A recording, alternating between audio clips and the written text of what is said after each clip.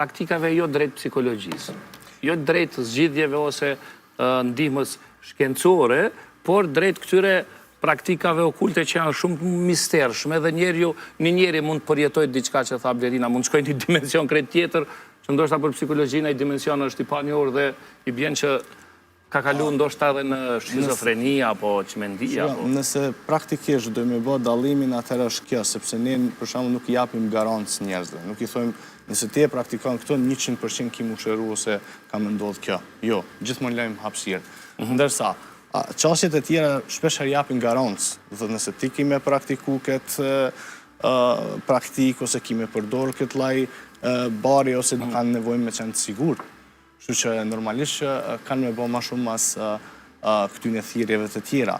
Ndërsa në aspektin shkencor, unë thash në psikologjia do me zbërthy. Ndërsa nëse flasim për psikoterapinë ose aspektin trajtues, atëherë psikoterapia i merr gjitha këto fenomene që janë funksionale për individin. Pra, te psikoterapia dallon pak aspekti trajtues i çështjeve, sepse për shembull nëse themi që meditimi ka evidencë shkencore, nëse thojmë yoga si praktikë fizike ka evidencë shkencore që i kontribon njerëzve do thotë që me menaxhimin e stresit, ankthit, gjendjeve depresive e tjera, në aspektin psikoterapeutik ne duhet ta shohim profilin e personit, historikun e personit, se në çka ka kalu, a ka predispozita të psikoza ose diçka të tilla dhe jo për çdo kënd do thotë duhet të aplikohet ajo sepse ndodh që dikon ndoshta me çu edhe në një gjendje jo të mirë. Kështu që duhet ta kemi parasysh se jo për secilin person do thotë vlen e njëjta praktikë ose e njëjta gjë. Duhet ta shikojmë do thotë marrënësisht dhe jo të aplikojmë do thotë me masat ose të punojmë me njerëzit në masat gjëra do thotë me meditime ose me yoga, sepse ne asnjëherë nuk e dimë se kënë kemi në klasë aty ose kujt po i flasim ose mbi kënd po e aplikojmë. Dhe ndoshta të tjerët mundën me përjetu shumë mirë, por mundet me qenë një person dy, të cilët kam i shkaktu shumë keq dhe fatkeqësisht po, siç e tha edhe kolegja, edhe në punën time praktike kam pas situata raste për shkak që kanë ardhur prej kurseve të jogas, edhe do thotë janë traumatizuar në një farë mënyrë. Për shkak përvoja që ata i kanë pas gjatë. Mënyrën se si e kanë. Okej, faleminderit. Pjesën e dytë duhet ndalemi tek meditimi dhe yoga si praktik, ndoshta edhe shëndetësore që i ndihmon i lehtëson mirë, po edhe a është shpirtërore. Po e pash që ke majtë qënime, po më intereson çka të bëni për shtypje që ta mbyllim këtë pjesë të parë. E kam të vështirë, unë kam ardhur këtu për me jap një kontribut në këtë emisionin tuaj që është jashtëzakonisht edhe i shiqyeshëm, edhe njerëzit e presin me dëshirë, prandaj po kam dëshirë mos të krijojmë konfuzitet s'paku une. Ti qartësojmë. Zotëria, tha kënaqësia dhe lumturia e shpirtit është legjitime. Paremisht po, por me elon këtë kështu, po një përkufizim, po atër njerëzit abuzojnë, nga se njerëzit munden me zgjedh lloj-lloj metoda, lloj-lloj rrugë jo legjitime në emër të kënaqësisë dhe lumturisë së shpirtit, kur abuzojnë. Kjo e para. E dyta, do të kalojmë te meditimi për mos mu keq kuptu Kur'anin famlar, por jo vetëm, po unë tani sigurisht do të fokusohem te Kur'ani, thret fuqishëm për meditim. Dhe meditimi si teknik është një stad edhe një shkallë që jo të gjithë njerëzit mund të arrijnë, kërkohet me ushtru, kërkohet përvojë individuale, shpirtërore. Çka është shpirti? Kurani e thot në mënyrë shumë të thjeshtë, pa ndonjë filozofi. Vinë dhe të pyesin ty o Muhammed rreth shpirtit. Thua ju atyre, shpirti është çështje ekskluzive e Zotit. Ne njeriu i kemi jap shumë pak njohuri rreth mistereve, rreth karakteristikave të shpirtit.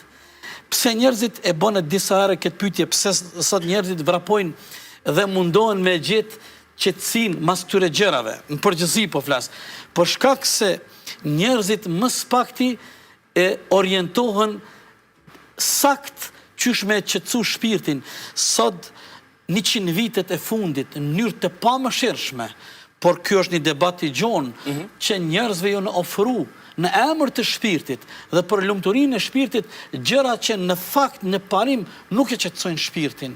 Shpirti qetësohet vetëm me krijuesin e tij. Shpirti qetësohet vetëm me Zotin fuqiplot. E pastaj këtu është një temë shumë e gjonë. U përmend nga Blerina.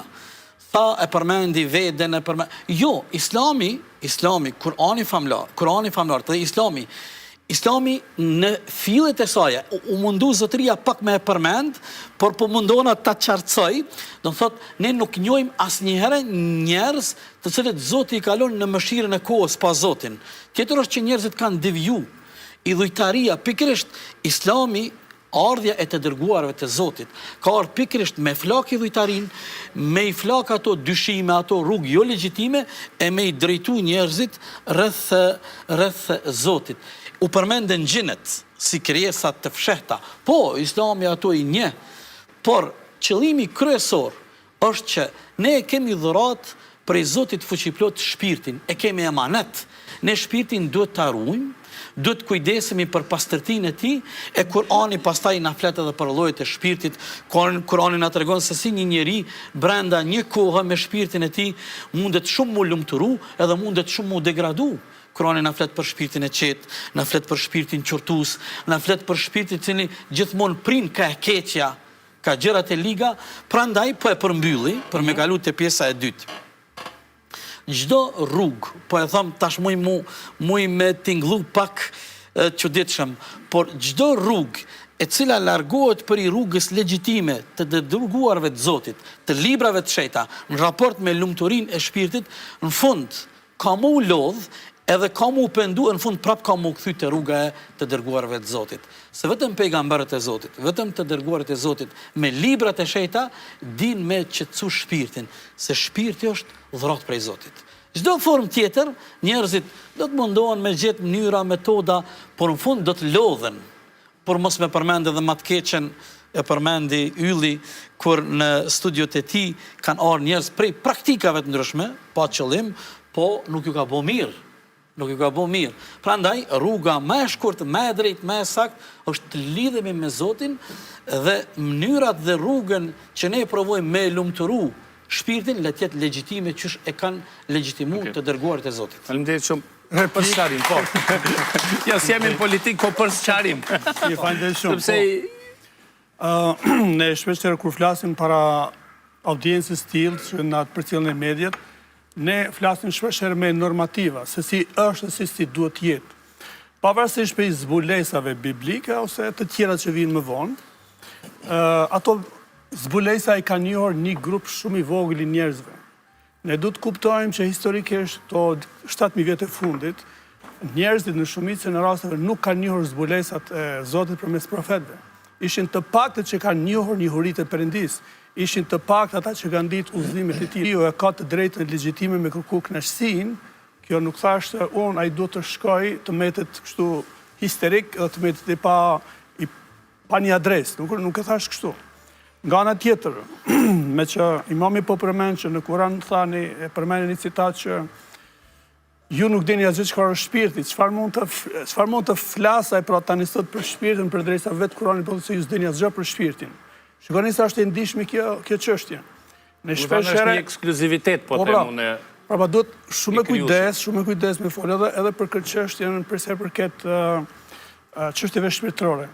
Ama në qoftë se fetë kryesore, ma të mëdha të njerëzimit, janë kaq kujdesshme dhe din kaq pak për shpirtin, pse është një grup i njerëzve që thonë ne jemi spiritualista, dim ç'a me bë me shpirtin e tjera. Ka një kontradikt. Epoka, nështë nuk po du me ba nëjtë deklarat për me qenë viral, po për me godit, unë me që kjo është. Ne jemi në epokë, në ditët, në dekadat, ku ka kaq dominim të demonëve, kudo.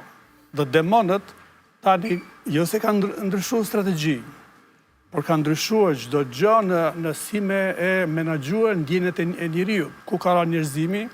Prandaj, për mua, unë, për shembull, përcjell edhe misionet që i bën një imam nga Tirana, Ahmet Kalaja, vetëm analizoni pyetjet e shikuesve që i drejtohen atij. Ata janë të gjithë muslimanë, po vreni probleme që ata përfaqësojnë aty dhe drejtojnë. Shikoni.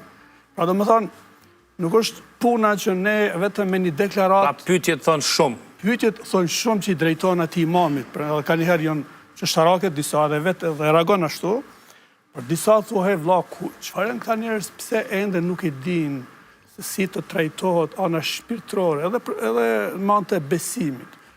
Njerëzit të gjithë mund të banë ekspert. Asesi. Po ne religiozët ose fetarët pak e kanë një lloj haku në këtë fushë, sepse kanë goditur shpeshherë vetëm me mësime pa dhënë edhe urtësinë, pa dhënë edhe shembull i duhur, edhe nga frikë nga njeriu i është ofruar atë në që quhet tinzit. Prandaj gjatë